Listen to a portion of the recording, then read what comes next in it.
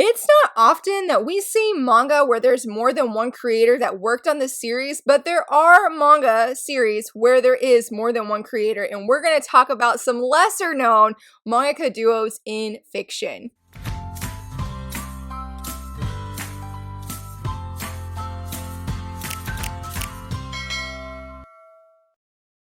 Hello friends, happy Wednesday. I'm so very excited that you're here. Today is another Top 5 Wednesday, but in case if you're not familiar with Top 5 Wednesday, in a nutshell, basically each week I answer a prompt using 5 books, but in this case I do manga to reflect the said prompt. And today's prompt is centering around mangaka duos, or manga creator duos, however you want to say that, because I feel like mangaka duos is like a mouthful, and I don't know, I feel like it can get me easily tongue-tied. But anyway, as I was saying, yes, there are manga creators that come together where there's more than one just manga creator working on that series. And this topic was a lot of fun because it took a lot of searching through my own collection to see, do I have titles that feature more than one, not feature, but have titles where there's more than one manga creator. And I wanted to stay away from light novel adaptations because obviously there's going to be more than one creator, though I will talk a little bit more about that in just in a little while later in this video. And I also, not only that, I wanted to think of more than probably like the big 5 that a lot of people have heard about, like the manga creators of Death Note, the manga creators of Dr. Stone, the manga creators of One Punch Man, the manga creators of The Promised Neverland, as well as the creators of Food Wars. Right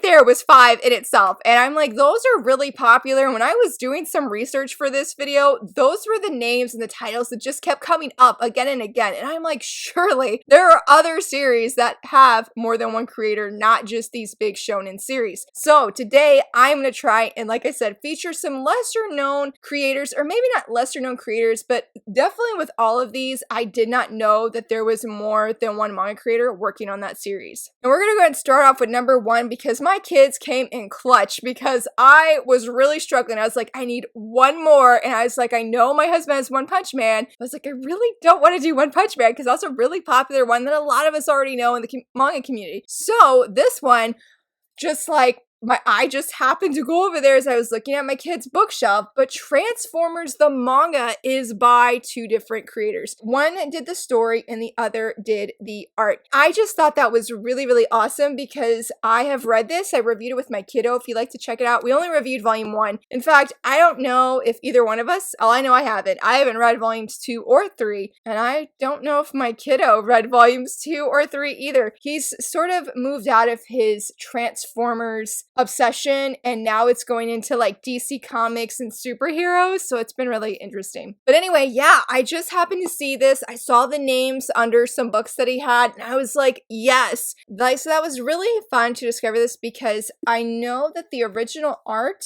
or the original serialization, I think. No, okay, I thought that there was like a different, like, an all-time creator, if that makes sense, like one actual creator, and then they just sort of adapted it. But no, these seem to be the actual creators, so that was really fun. And this is a really amazing, I don't know if story is the right word, but the detail is absolutely insane. Like, I still don't know many other titles that can compete with the detail on all the different, here we go, here's a good example, on the Autobots and the Decepticons. Like, it's just absolutely mind-blowing to me, even though it was confusing at times when we were reading. We're like, I don't know if that's an Autobot or Decepticon. But yes, Transformers the manga is written by 2 creators to give us this awesome goodness, and I'm really glad that Viz Media decided to publish this or put this in English because I think it's just really awesome that we have access to some of these original and very iconic stories, especially like this manga specifically, to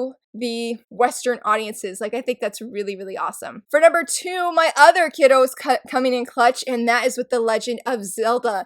Akira Himekawa is written by 2 women comic artists, at least that's what it said online. And I thought that was really cool because I did not make the connection, didn't connect the dots, that all of the Zelda books, including Twilight Princess, is done by this manga duo. And I was like, dude, that is super cool. And I just, You know, I had a little bit of a moment when I was seeing there was two women that write the Zelda manga. I just sort of nerded out because I was like, you know, it's just cool knowing that two women are writing manga series about this iconic and legendary and super cool character that so many of us in the world absolutely love. Like, I just thought that really cool, and I definitely think that they do Link's character so much justice, and the art is always really amazing. In fact, my friend Jessica just told me that Twilight Princess, the manga, it's wrapping up, like the final volume comes out in, oh man, I think it's early spring, because I think it's April or May that she said. Sorry, I got sidetracked. Was trying to talk and find good art at the same time. But here we go.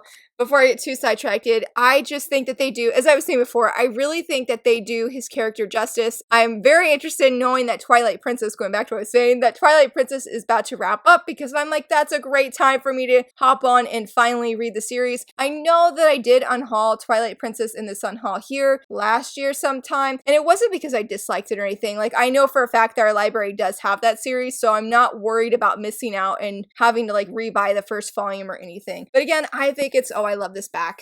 I love this back of Zelda. She's so cool, so pretty. So I think it's, again, very cool that two women come together and hopefully they love Link and Zelda and they just write about him. I haven't technically read this one. I have read the other one. I think it's called Four Swords. I have read a little bit of that one. I know the art in Twilight Princess is mind-blowing. It's very cool. The action is very intense, and there's a lot of pretty scenes, which sounds sort of weird, but I'm thinking of the opening, and I don't remember the girl's name, but she looks so cool, and she's a very beautiful character, and I just think it's so cool. So I'm really excited to feature this manga duo, because I'm like, why is that not more popular information of articles when trying to find things? Because I'm like, they need to be represented too. For number 3, you know I have to do some shoujo goodness, and I was going to feature the other series that these ladies have written, but I'm going to do Shortcake Cake because I know just last week I talked about a sign of affection for books or manga titles that were rated highest on my TBR. So this is a manga duo as well, and I remember reading, I believe it was Shortcake Cake first. I don't know if it was in this first volume, but I remember being so shocked that I was like, it's two different women that write this series? Same with Sign of Affection. Okay, this one doesn't have any notes that I'm seeing anywhere, so maybe it was in a sign of, no, I read A Sign of Affection first, and that one definitely does have notes from both of them, from the artist and the writer. I was just totally mind blown because I thought it was one person. I was like, oh my goodness. So that is a really fun fact just to share, and again, just to be able to know that two different female creators are coming together to bring us these wonderful shoujo titles. I'm very, very excited for, was it Like a Butterfly? That is one of my most anticipated shoujo releases this year. I believe I featured it in this video. I know that I have it on the thumbnail, but I'm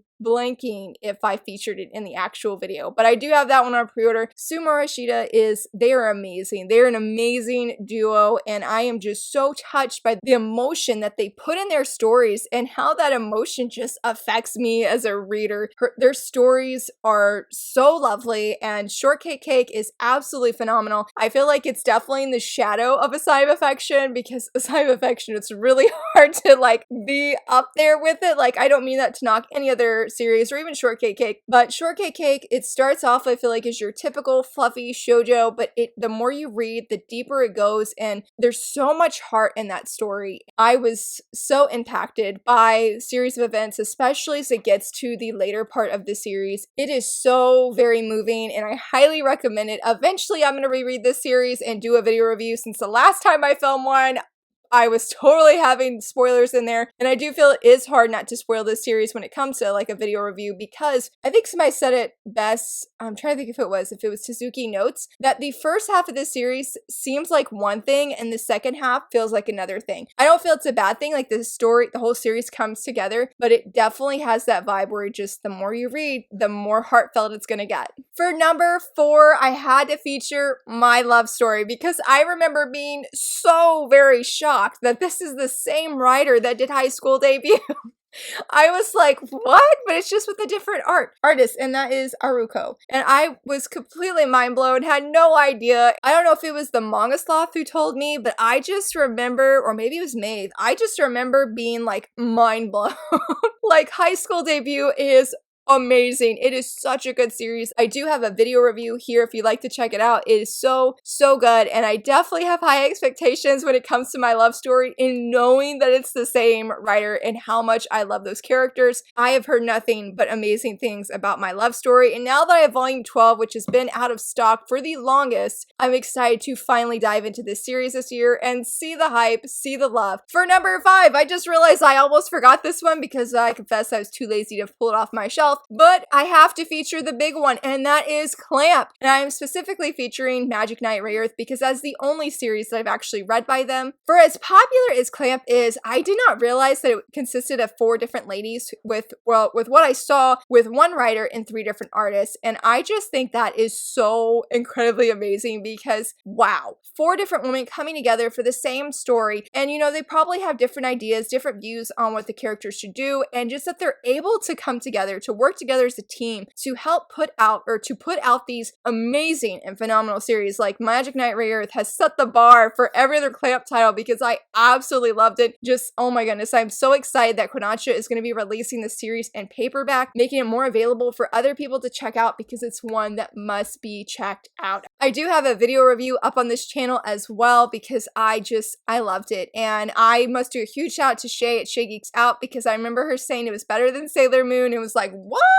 Because, you know, Sailor Moon is so iconic, and she definitely wasn't knocking Sailor Moon or anything like that, but I have to agree, I really loved everything about Magic Knight Rayearth, and because of that, I really feel like Clamp is known for their world building and how there's so many layers to their characters. I think too as well that in some of their series that they have overlapping, so you can sort of see like cameos, which is the coolest thing, especially as a reader. So of course Clamp had to be featured in this video, and I'm like, why were there no articles about Clamp? Because hello, that is a manga duo. Well, what comes after 4? It's not trio, so whatever comes after 4, however you would say it, that is what they are. And last but not least, I'm going to talk about my honorable mention, and that is Mythical Beast Investigator. This is a 2-volume series. I just finished reading it last night. I actually read it sort of for this video because I was thinking, hey, it has a different person for the story and a different person for the art and the character designs. That should have been, like, if there's somebody also doing character designs, that this is probably a light novel adaptation. I didn't realize that was until I got to, I think it was the afterword in this one. Okay, this one didn't necessarily say that there was a light novel, but in the second volume at the end, at the afterword, yes, it did say it was a light novel adaptation. I was like,